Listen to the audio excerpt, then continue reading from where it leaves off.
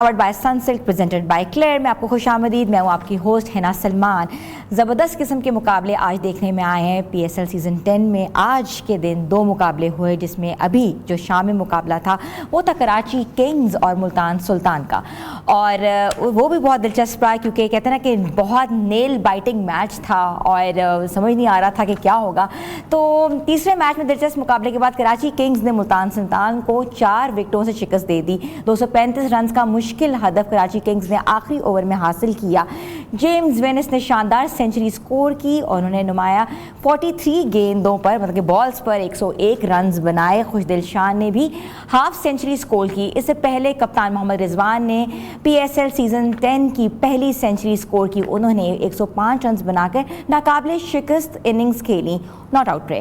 कामरान गुलाम ने भी 36 रन बनाए। बेरिसल ने भी 17 गेंदों पर 44 रन बनाकर जारहाना इनिंग्स खेली। कराची की जानिब से हसन अली, अब्बास आफरीदी और खुशदिल शाह ने भी एक एक विकेट हासिल की। ज़बरदस्त मुकाबला देखने में आया और ज़बरदस्त मुकाबले में हमारे साथ ज़बरदस्त हमारे एक्सपर्ट मौजूद हैं जो कि हमें ज़बरदस्त राय देते हैं। तो मैं वेलकम करूँगी हारून रशीद साहब को। अस्सलाम वालेकुम सर। वालेकुम अस्सलाम। आई थिंक रियल सेंस में आज ट्रीट था फॉर द फैंस जो मैच कराची में हुआ और जिस अंदाज में वो मैच हुआ। आई थिंक इसमें ऐसे लग रहा था कि कभी एक टीम हावी हो रही है दूसरी टीम पे, फिर ऐसा लगा कि जी दूसरी टीम जो है वो एक दूसरी पहली वाली टीम पे हावी हो रही है।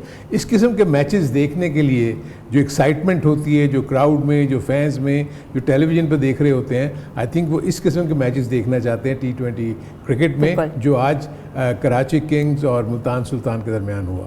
और आपकी एक्साइटमेंट भी देखने वाली थी क्योंकि आज आप प्रोग्राम के लिए बहुत एक्साइटेड थी कि इस मैच को मैंने डिस्कस करना है, क्योंकि कराची किंग्स प्रॉब्ली आपकी भी फेवरेट टीम है। बिल्कुल सर, और बड़ी स्ट्रॉन्ग टीम है और नज़र आया है दोनों बहुत स्ट्रॉन्ग टीम थी।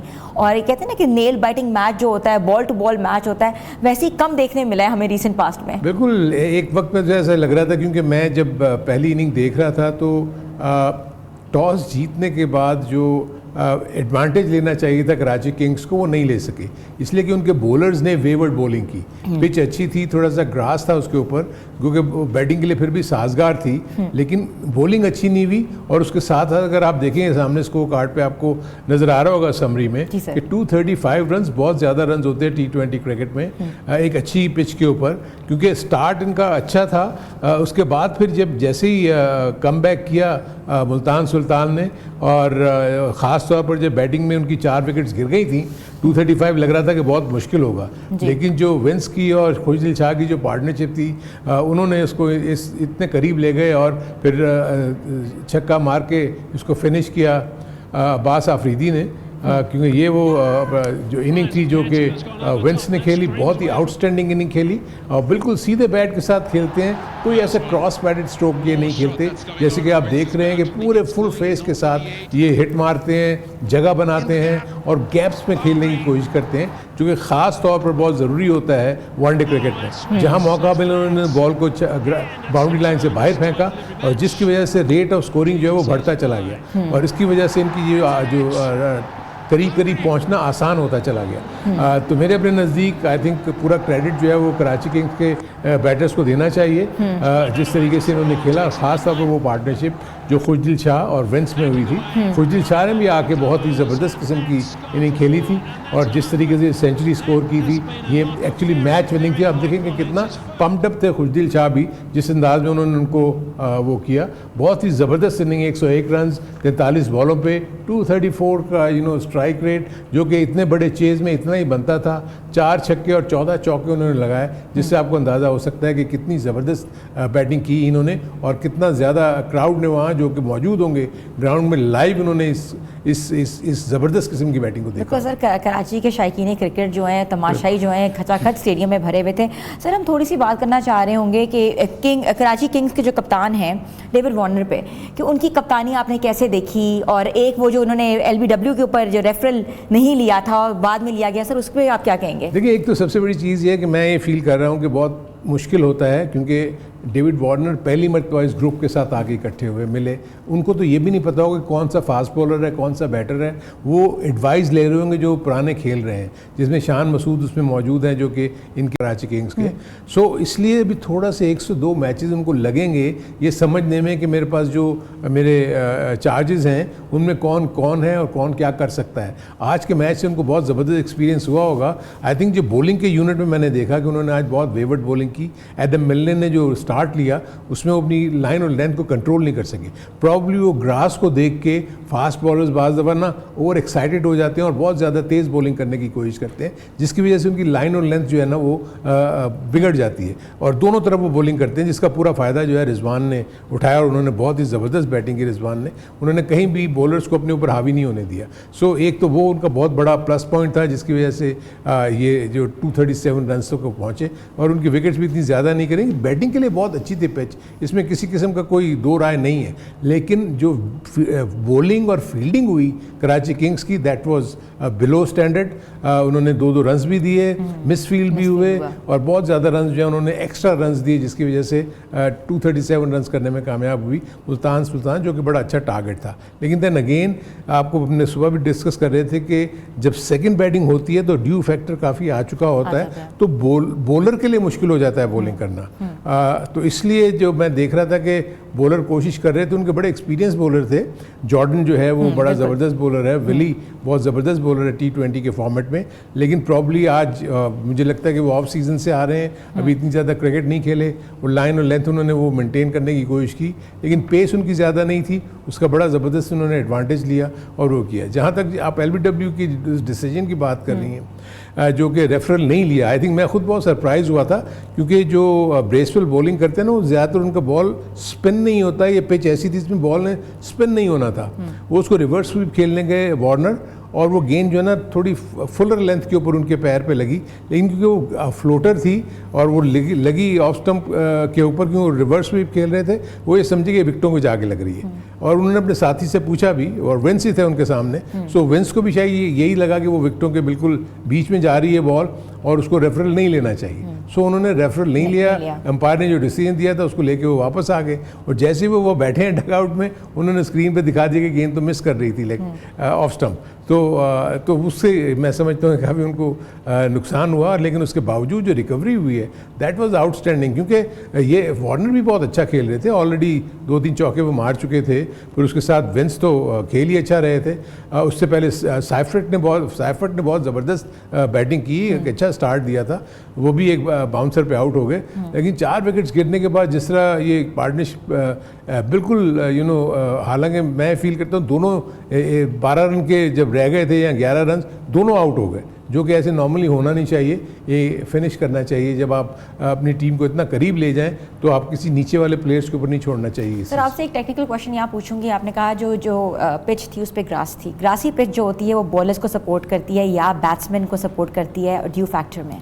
देखिए, एक जहन में ये रखना चाहिए कि ग्रास का जो एलिमेंट कराची में है ना, वो ग्रास ऐसी है क्योंकि नीचे जो बेस होती है वो उसके ऊपर कोई बहुत ज़्यादा वाटर का जो नीचे पानी होता है ना, जिसकी वजह से जब तो उसमें मॉइस्चर होगा तो उसके बाद बॉल में थोड़ी सी मूवमेंट आती है और थोड़ा सा बाउंस होता है, सीम होती है। लेकिन कराची की नॉर्मली इसलिए थोड़ी सी ग्रास रखते हैं कि वो उसको पिच को ना अपने मजबूत रखना चाहते हैं, वेल निट रखना चाहते हैं, उनमें क्रैक्स नहीं छोड़ना चाहते, क्योंकि T20 क्रिकेट में जितनी ज़्यादा फ्लैट पिचेस होंगी उतने ज़्यादा रन्स बनेंगे। सो 2 से 4 ओवर के बाद ये बैटिंग पिच जो के लिए बहुत साजगार हो गई थी और उन्होंने बड़े अच्छे अंदाज में इसको खेला। और कराची की अब जितनी भी पिचेस होंगी मोर और लेस आपको इसी नेचर की नज़र आएंगी और उसका जो बिहेवियर होगा वो यही होगा और बैट्समैन के लिए बड़ा साजगार होगा। लेकिन आज के इस पूरे गेम में अगर हम देखते हैं, पिछला मैच भी जो हमने देखा पेशावर ज़ल्मी का और कोयटा ग्लैडिएटर्स का, 4 जो टीमें हैं ना, मुझे अभी पहले मैच में स्टैंड आउट नज़र आ रही हैं, जिसमें से एक ये दोनों टीमें कराची किंग्स और मुल्तान सुल्तान और दूसरी तरफ कोयटा ग्लैडिएटर्स और उससे पहले इस्लामाबाद यूनाइटेड। सो ये 4 टीमें बहुत स्ट्रॉन्ग हैं। सो बाकी टीमों को इनको बीट करने के लिए ख़ास तौर पर लाहौर कलंदर्स को और जो एक और टीम जो हारी है मुल्तान सुल्तान, उनको बहुत ज़्यादा मेहनत करनी पड़ेगी, क्योंकि ये चारों टीमें बहुत अच्छी हैं, इनके पास पावर हाउस है बैटिंग का, बॉलिंग की आर्मरी अच्छी है इनके पास। सो इस कॉम्बिनेशन को देखते हुए मैं फील कर रहा हूँ कि ये चारों की चारों टीमें मुझे ऊपर जाती हुई नजर आ रही हैं। इसका मतलब कि आपने प्लेऑफ का भी फैसला सुना दिया, नहीं, मगर मैंने सुनाया मगर ये कि लाहौर कलंदर को हम इजी ना लेंगे। हाँ बिल्कुल, क्योंकि मैचेस में अपसेट हो सकता है, लेकिन जो हमने छः की छः टीमों को इन एक्शन देख लिया और उनके कॉम्बिनेशन को भी देख लिया। सो उस कॉम्बिनेशन को देखते हुए ऑन पेपर ये चार टीमें उन दो टीमों से, मुल्तान सुल्तान से और लाहौर कलंदर से कुछ बेहतर नजर आ रही हैं। सो आई होप कि इसको कंटिन्यू करें, बट लाहौर कलंदर भी फॉर्म गेन कर सकती है, सुल्तान भी गेन कर सकती है। सो इट्स नॉट दैट, लेकिन स्टिल आई वुड से कि जिस किस्म की ये इन्होंने आज खेल दिखाया है इन चार ये दोनों टीमों ने, दोनों टीमें जो है कंटेंडर हैं इस PSL। बिल्कुल सर, ऐसा ही है। तो कहते हैं ना कि जीत उसकी होती है जो कि मेहनत करता है, मेहनत रंग लाई है। छोटी सी ब्रेक पे जाना है, ब्रेक के बाद वापस आते हैं। आप देख रहे हैं PSL का सुल्तान। PSL के सुल्तान में आपको एक बार फिर से खुशामदीद कहती हूँ। आज एक और मैच भी देखने में आया, वो मैच है पाकिस्तान सुपर लीग 10 के दूसरे मैच में कोयटा ग्लैडिएटर्स ने पेशावर ज़ल्मी को 80 रन से हरा दिया। ज़ल्मी की टीम इब्रार अहमद की बॉलिंग का मुकाबला नहीं कर सकी और पूरी टीम 136 रन बनाकर आउट हो गई। इब्रार ने 4 विकेटें हासिल की। बाबर आजम समेत पेशावर के 5 खिलाड़ी 0 पर आउट हो गए। ज़बरदस्त किस्म की इनिंग्स खेली कोयटा ग्लैडिएटर्स के हवाले से, मगर इस पे हम बात करेंगे कि पेशावर ज़ल्मी की टीम भी सर पेपर्स में तो बहुत स्ट्रॉन्ग नज़र आ रही थी, मगर ग्राउंड में वो इतनी स्ट्रॉन्ग नज़र नहीं आई। क्या कहेंगे? इनफैक्ट मैं उसको इतना स्ट्रॉन्ग नहीं समझता पेपर पे भी, क्योंकि उनके पास जो मिडिल ऑर्डर में जो इन्होंने बाहर से भी जो प्लेयर्स लिए हैं ना, उनका एक्सपीरियंस इतना ज़्यादा नहीं है। उनका एक्सपोजर तो मैं समझ सकता हूँ कैडमोर हो गया, या जो आज उनका एक मिचेल ओवन जो है, उन्होंने थोड़ा सा दिखाया कि वो हिटें मार सकते हैं, लेकिन वो अभी भी सारा डिपेंड करते हैं बाबर के ऊपर। देखिए पेशावर ज़ल्मी से जब बाबर जिस तरह आज रिजवान ने इनिंग खेली है उस तरह की इनिंग खेलेंगे तो वो कम से कम 200 के करीब जाके फिनिश करेंगे। वेराज अगर बाबर ऊपर से आउट हो जाते हैं तो उसके बाद नीचे फिर जो है ना वो डिपेंड करते हैं कि वो नीचे कुछ चिप इन कर जाएं प्लेयर्स, लेकिन उनमें कुछ मुझे सॉलिड कंट्रीब्यूशन नज़र नहीं आती एक्सेप्ट साइम अयूब। साइम अयूब और बाबर जब ऊपर से क्लिक करेंगे तो इनके रन्स जो है ना कुछ बनेंगे। वरना मैं जिस तरह इनकी ओवरऑल बॉलिंग का पैकेज भी देखता हूँ तो मुझे कोई बहुत ज़्यादा मजबूत उनका बॉलिंग लाइनअप नज़र नहीं आती, लेकिन स्टिल मैं समझता हूँ कि T20 में अपसेट्स हो सकते हैं। अगर जिस दिन भी इनके पास सुफियान मुकीम है जो कि आगे डेंट डाल सकता है, विकेट्स ले सकता है मिडल ओवर्स में। सो अभी तो पूरे मैचेस अभी बाकी हैं, लेट्स सी, हम देखते हैं कि किस तरह ये वापस रिकवर करते हैं। जो सबसे बड़ा प्रॉब्लम होता है वो ये होता है कि जो टीमें जीत रही होती है ना, उनको कॉम्बिनेशन बनाने में प्रॉब्लम नहीं होता, क्योंकि अपने वो सेम कॉम्बिनेशन के साथ अगले मैचेस खेल सकते हैं। लेकिन जब आप पहला ही मैच हार जाएं तो फिर आपको ड्राइंग बोर्ड पे बैठना पड़ता है, हम इसमें 11 में क्या तब्दीली करें, क्या नहीं करें। तो उससे फिर प्रॉब्लम ये होती है कि जो कंटिन्यूटी का जो फैक्टर है वो हर्ट होता है, वो हैम्पर होता है, जिसकी वजह से आपको रोज़ाना अगर चेंज करते चले जाएंगे तो आपकी टीम सेट नहीं होती। सो मेरे अपने नज़दीक पेशावर ज़ल्मी को या फॉर दैट मैटर जो दूसरी टीम भी जो हारी है उनको पैनिक नहीं होना चाहिए। फिलहाल जो उन्होंने स्क्वाड खिलाए हैं 11 प्लेइंग 11 उसी को लेके कंटिन्यू करना चाहिए, क्योंकि पिचेस तो यही मिलेंगी, बैटिंग के लिए मिलेंगी। देखें ना अब सेकंड मैच में अगर आप देखते हैं तो 40 ओवर में 470 रन हुए हैं और सिर्फ 7 विकेट्स गिरी हैं, जिसमें से एक रन आउट हुआ है और बाकी में वो डाइंग मूवमेंट पे 2 विकेट्स गिर गए थे कराची किंग्स के। वेराज तो हार्डली बॉलर्स के लिए तो कुछ भी नहीं है। तो इसलिए जो बैटर्स हैं उनको बैटिंग को ज़्यादा स्ट्रॉन्ग करना पड़ेगा और उनके जो बॉलर्स हैं उनको थोड़ा सा टाइट बॉलिंग करनी पड़ेगी, प्लस फील्डिंग का रोल बड़ा इंपॉर्टेंट। जब बाबर आउट होते हैं तो हमारे सेंटिमेंट्स बहुत मजरू हो जाते हैं, हम अजीब से हो जाते हैं एक तरह से। और आपने देखा सोशल मीडिया पे कैसा ट्रेंड चल रहा है मोहम्मद आमिर वर्सेस बाबर आजम का। वो देखें, वो तो सोशल मीडिया ऑब्वियसली देखें क्योंकि इतने ज़्यादा ग्लूड हैं, इतने ज़्यादा लोग पैशनेट हैं अबाउट क्रिकेट, तो उनके जो भी फेवरेट्स हैं अगर वो परफॉर्म नहीं करेंगे तो डेफिनेटली वो हर्ट होते हैं। सो मेरे अपने नज़दीक यही वो प्रेशर है जो इन प्लेयर्स के ऊपर होता है, जिनके ऊपर समझता है जो क्राउड या जो फैंस, वो ये समझते हैं कि बाबर आजम जब भी जाएगा वो 100 रन करके आएगा। सो वो इस चीज़ को जहन से निकाल देते हैं कि वो आउट भी हो सकता है। इट्स ये हर टॉप प्लेयर्स के लिए है, जो दुनिया भर में भी अगर आप देखें, कुछ अर्सा पहले कोहली जो थे वो मुसलसल फेल हो रहे थे, जी बिल्कुल, उसके ऊपर बहुत प्रेशर पड़ा हुआ था। इसी तरह यहाँ पर आप देखें कि रिजवान अगर 2-4 इनिंग्स अच्छी नहीं खेलते, उनके ऊपर प्रेशर पड़ जाता है। शाहिनशाह अफरीदी पे कितना प्रेशर पड़ा हुआ है। तो ये सारा सोशल मीडिया जो है फिर वो ट्रोल करता है कि जी ये देखो ये कुछ नहीं कर रहे हैं इतने। एक्चुअली वो प्लेयर्स तो उन्होंने आपको मैचेस जिताए भी हैं, उन्होंने कंट्रीब्यूशन भी बड़ी ज़बरदस्त की हुई हैं। अब अगर थोड़ा सा उनका अगर लीन पीरियड आता है तो वहाँ हमें, मेरे अपने नज़दीक बीइंग अ क्रिकेटर मैं ये बात कर रहा हूँ, फैंस डेफिनेटली दूसरे अंदाज में सोचते हैं कि उनको बैक करना चाहिए, यही आपको मैचेस भी जिताएंगे। अब अगर आप समझते हैं कि आज अगर जिस तरीके की इनिंग रिजवान ने खेली उसकी टीम मैच नहीं जीत सकी, लेकिन एक्चुअली कंट्रीब्यूशन तो उसने दिया था ना, उसने तो एक ऐसा हदफ दे दिया था जो कि लग रहा था कि वो विनिंग टोटल होगा। लेकिन दूसरी तरफ भी तो बैटर्स थे, उन्होंने आके उसका मुकाबला किया और उससे कम बॉलों में 100 कर दिया विंस ने, और उससे आगे नीचे खुशदिल शाह ने जो है वो मैच विनिंग इनिंग खेल दी, वो पार्टनरशिप ने मैच का पासा ही पलट दिया। सो ये वो एक्साइटमेंट है जो T20 क्रिकेट में इन फैंस को मिलेगी। सो इसलिए मेरे अपने नज़दीक अब तमाम प्लेयर्स को अगर जैसे कराची किंग्स अगर ऊपर के टॉप 3 प्लेयर्स पे डिपेंड कर रही होती, वो तो आउट हो गए, वो तो डग पे चले गए थे, डग आउट थे, यानी even for that matter Shan Masood भी आज पहली बॉल पे आउट हो गए थे। तो 4 विकेट्स के गिरने के बाद वहां से रिकवरी हुई है। सो इसलिए इसमें एक दूसरे को कॉम्पनसेट करना पड़ेगा हर उस प्लेयर को, वो ये समझे कि मैं ही कंट्रीब्यूशन करूंगा तो ये टीम जीतेगी। सो जब इस किस्म के एटीट्यूड के साथ टीमें खेलेंगी आपको रिजल्ट इसी तरह। बिल्कुल सर, हम बात भी करेंगे डग आउट पे जो प्लेयर्स गए हैं उनको आप क्या सजेस्ट करते हैं। छोटी सी ब्रेक पे जाना है, ब्रेक के बाद वापस आते हैं, आप देखेंगे PSL का सुल्तान।